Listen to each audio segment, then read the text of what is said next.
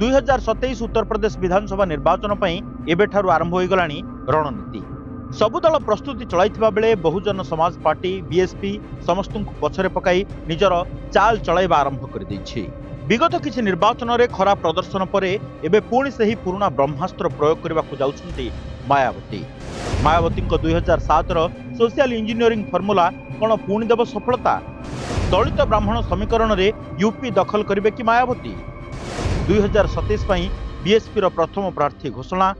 जलौनरू आशीष पांडे को टिकेट। एबेठारु प्रार्थी घोषणा करी किए संदेश देबाकू चाहुछन्ती मायावती?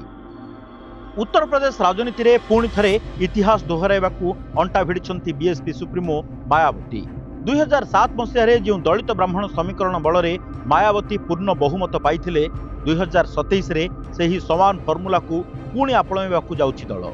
आगामी निर्वाचन रे बीएसपी प्राय 80 जन ब्राह्मण प्रार्थी को मैदान को ओह्लाई पारे। एहार संकेत स्वरूप जालौन जिल्लार माधवगढ़ सीट्रु आशीष पांडे को प्रथम प्रार्थी भाव घोषणा करा जायछि।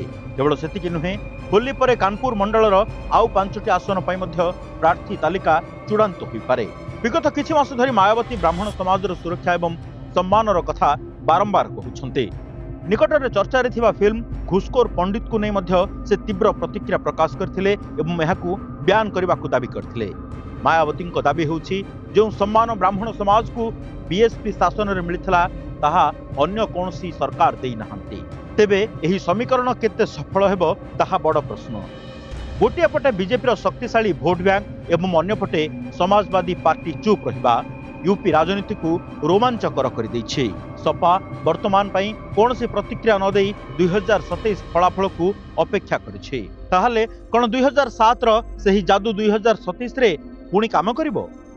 मायावती को ही प्रार्थी घोषणार रणनीति कोन बीजेपी एवं समाजवादी पार्टी चिंता को बढ़ाइबो?